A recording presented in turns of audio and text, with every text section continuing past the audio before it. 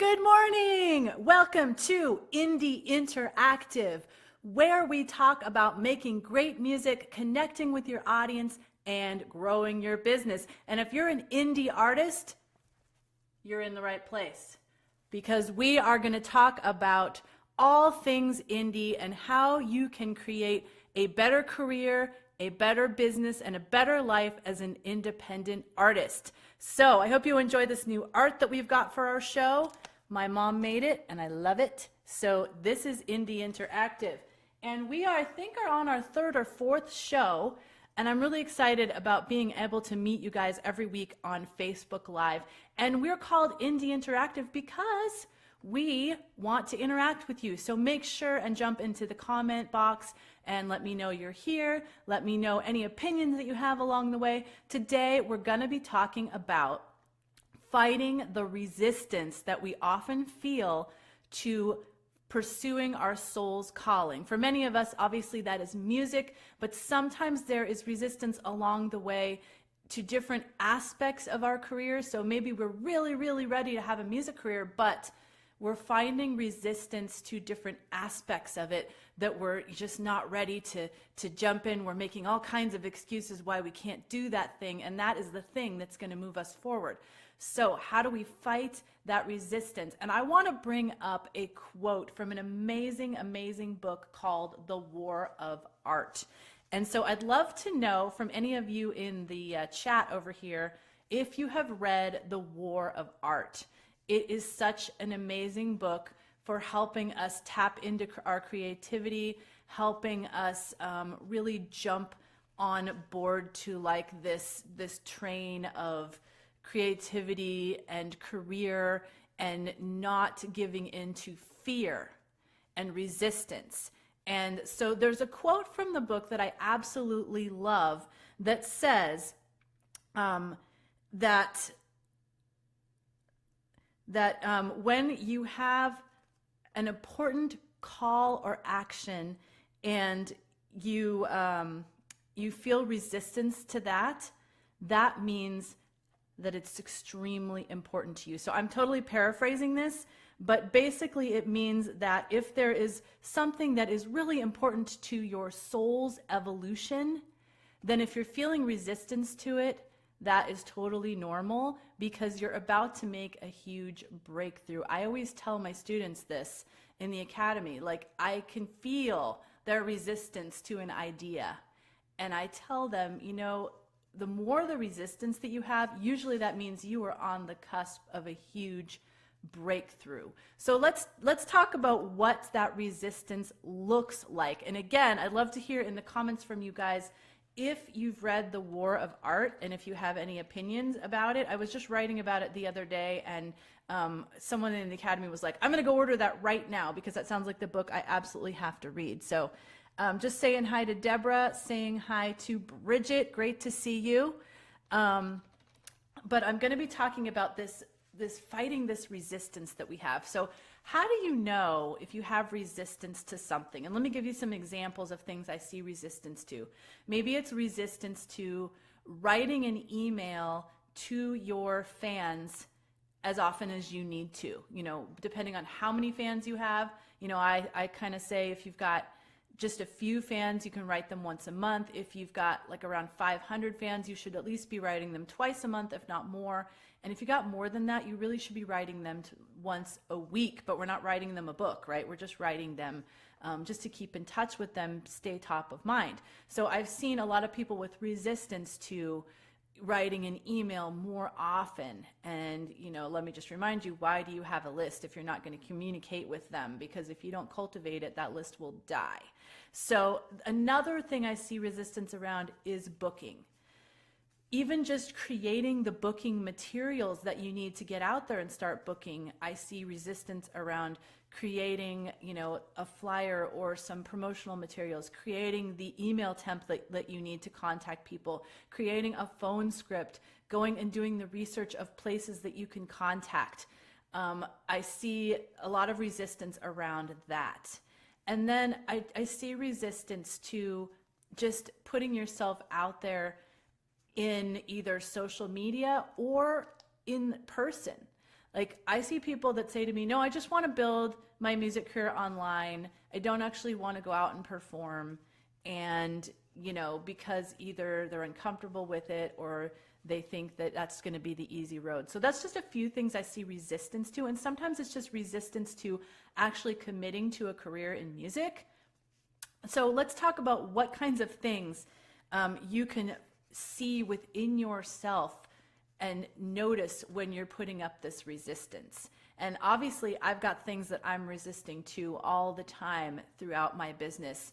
And, I just really don't want to write that email, so I think of all these other things I can do instead of doing that. One of them can definitely be like binge watching Netflix. That definitely becomes something for me. Another thing can be just staying busy, constantly doing other things. I always think in my mind, well, I have to do all these other things anyway, so does it matter if I do these first and then do this other thing? Well, actually it does, because you're using those other things to put off the thing that you really need to do, that is the one thing that is going to move you forward faster than anything else. So all these little busy work things, like, yeah, they need to be done eventually, but are they going to make a big impact? This one thing that you're really resisting is probably the one thing that you need to be doing, and you could just put all those other things to the side, and life would still go on if you didn't do those things. I'll even do dishes or laundry or something in place of this thing that I'm resisting, which is crazy because I hate doing those things. But when you really don't want to do a thing and you're resisting it a lot, or you have a lot of fear around it or self-confidence issues, it's easy to just go, well, I need to do these other things, so I'll get back to it. And then every day more other things come up and suddenly you haven't done it. Another thing is getting on social media and really just scrolling and reading and getting involved in conversations and getting into like political discussions and opinions and back and forths and all that stuff, thinking that that's important. And yes, it is important sometimes, but if you're using that as a distraction from the thing that you really need to do, then it's not what you need to be doing right now. You need to be getting to the thing that you're resisting and that you have fear around. Another thing that can happen when you are resisting is you can maybe go out and find other projects to get involved in. Maybe they're in music, but you're using that as a distraction.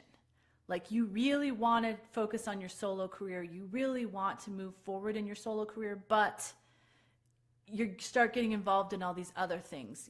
Maybe another band, another project, another recording project that has nothing to do with your solo career. And you think to yourself, well, these things all might help me in my solo career if I do them, but they're just providing a distraction from the thing that you need to be doing to move your solo career forward. And it's very easy to justify, these other kinds of musical projects because they're music related. And you think in the back of your mind, well, these could help me in my solo career, but you don't know that. And what you do know is if you face the thing that you're resisting, that absolutely will help you in your solo career. So I want to check back here in the chat. As I mentioned at the beginning, I get a lot of this information and just inspiration from the book called The War of Art, and I'd love to see if any of you guys have read that book. So drop it in the chat. If you've read The War of Art, just write War of Art yes or something like that, so I can know. Yeah, people are really identifying with this idea of resistance. I see people's comments. Hey Jan, how's it going? Hey Mishi. Hey Deborah. Let's see, I said hi to Bridget already. Avelia and Elle, thank you guys so much for showing up. But if you haven't read The War of Art yet, you definitely should go grab that. Or if it's been a while, it might be great inspiration for you. So we talked about the ways that we resist and how we can identify in our own behavior if we're using something else as a crutch, if we're using something else to avoid what we want, what we're resisting, what we have fear and self-confidence issues around.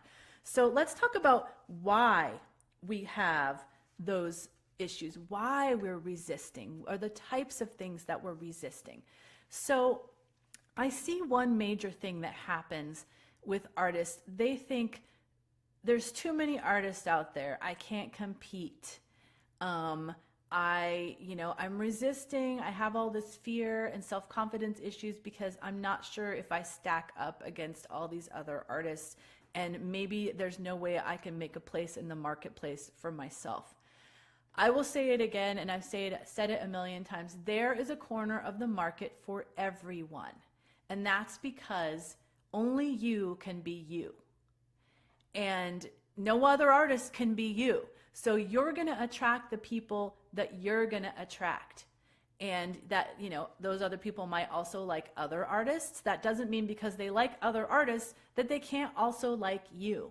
So don't put up resistance around the fact that there's too many artists out there and I can't possibly compete, because the only thing you need to compete is being you and your creativity, your productivity of what you put out as a musician, your life background, your stories, all of that is only you, and only you can be you. So don't ever let that be putting up resistance for you. Secondly, okay, so we're going to talk about two different aspects. Sometimes people feel like they are not ready, they're too early, and they're trying to jump in too early. Some people feel like they're too late. So what do I mean by that? So if you feel like you're too early, you're not ready, you've got this perfection mentality. Like, I can't go out there and perform because I'm not absolutely perfect. Last time I practiced that, I played one sour note in there. So I can't go out and perform. I can't even start booking until I can play this perfectly 10 times in a row and never making a mistake. That's never going to happen. It's never going to happen, you guys. Okay? There's always outside things that are going to affect how perfectly you perform. You may be able to perform 1,000,000 times perfectly at home, and you go out there and you're at a performance and something's distracting you, or there's a weird buzz in the monitor, or, as what happens to me sometimes, I'm playing my keyboard and my pedal starts escaping and I'm going, I can't reach my pedal. All kinds of things are going to happen, and you have to be able to roll with it. So you need to know that you do not need to be perfect to get out there and perform. How many of you guys have felt like, I don't even want to book anything until I know that I can do it perfectly every time?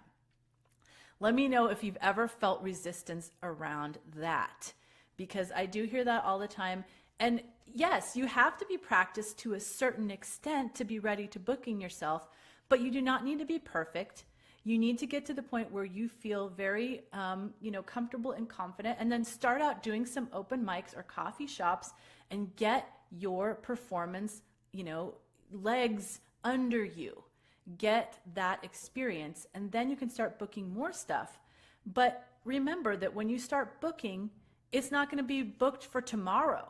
You've still got more time to improve between now and then. So don't wait to start booking until you think it's absolutely perfect, because that may never happen, number one.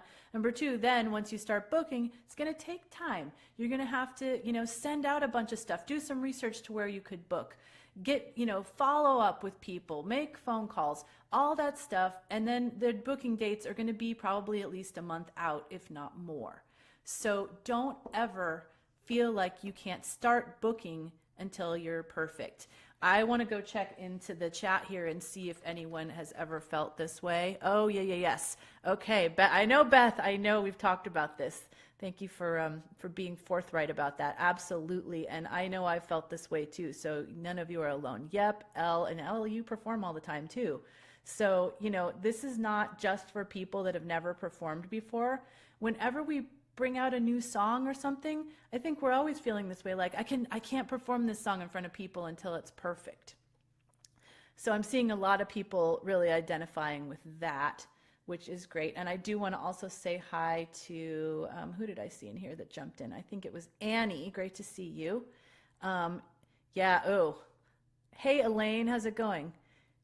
So Elaine said she used to be like that, but when she turned 18, wow, I felt imperfection was an art in itself. I love that. I love that idea. It's so true. It's so true because if people wanted, again, if people wanted it perfect, they'd just listen to the recording, or they'd ask a robot to perform or something.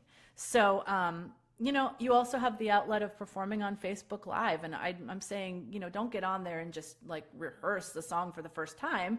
Obviously be ready, but people aren't going to expect perfection on Facebook Live. So that is being too early. But then I've got people who feel like they are too late to the game. They're feeling this resistance because they, maybe didn't start performing until they were 50 or 40 or after they, raised their kids, or, they're even in their late 20s and they feel like they're late to the game because they feel like everybody that's succeeding is, in their teens or whatever. Just again, this is back to there's a corner of the market for everyone. Don't ever feel like you're too late to the game. I did not start my career until I was 33, and I had kids, and that was okay. Like I wasn't ready to, I tried, but I wasn't ready to, really embrace the kind of career that I needed to have until I was older and wiser. And, I'm doing this 5-day training right now, and there are a bunch of women in there that are saying, I'm a late bloomer and I didn't start until I was 50. And I think that's amazing. I think that's awesome. And there's no reason to talk about your age or to talk about being a late bloomer. You are never too late for your destiny. I love that quote. You're always on time for your own destiny. So if any of you have felt like you're too late to the game, you're not. I know many people that are in their 50s and 60s and still have thriving careers. So don't ever feel that way. So we talked about the signs of, I did this a little out of order of how I wanted to do it. We talked about the signs of being in that mode of being in resistance and avoiding things.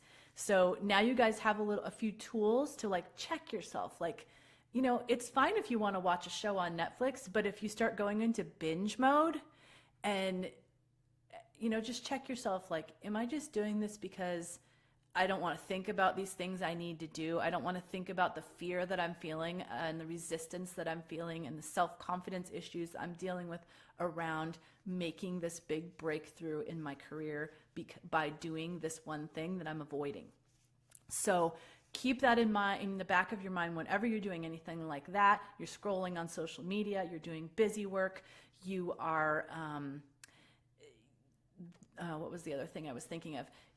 Just anything that keeps you from doing the thing that you need to do the most. That needs to be in the back of your mind. And then finally, so what do we do? What do we do when we realize that we're doing this? We have this resistance. And, how do we move forward in that? Well, the best way that you can do that is to set goals and create a plan around those goals to achieve them. So if, many of you guys are familiar with me, I'm super big on goal setting and planning and action steps and all that stuff. And so I have got something to help you guys if you need help setting up your goals and action steps. And you don't have one of my courses yet on this. You just need a little jump start. I've got something that I'm calling the SMART Goals Workbook and Strategy Guide. And I want to give that to you guys for free. And you can grab that just by going to femmusician.com/goals. That's F as in female, E as in entrepreneur, musician.com/goals, and grab that free workbook.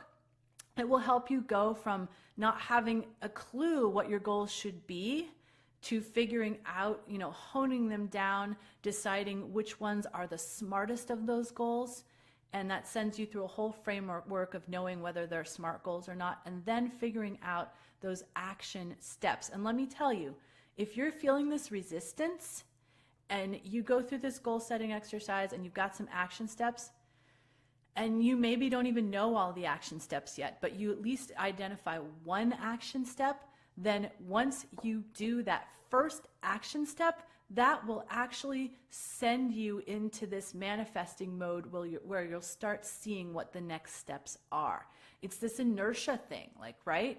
If we're feeling all this resistance and we're not moving forward, and then we finally make one step and we feel like we're moving forward, then, oh, I can see where the next step goes. It's right there, you know? So I want to encourage you to go grab that SMART Goals workbook and strategy guide, and it will help you get you into that movement and that motion toward getting out of that resistance and into the thing that is going to make the biggest breakthrough in your musician business. So I hope you found this helpful. I want to go check and see if anybody's got any questions in here. You guys are all writing a ton of stuff, which is awesome.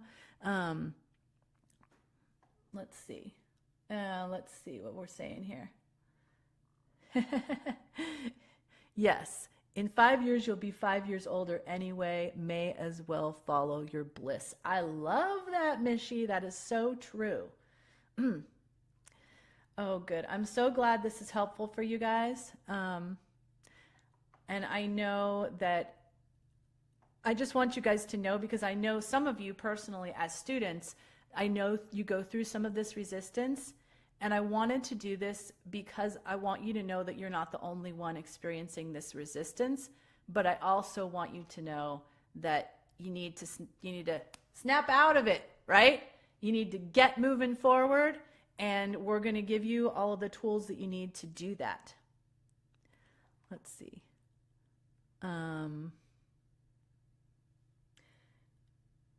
Yeah.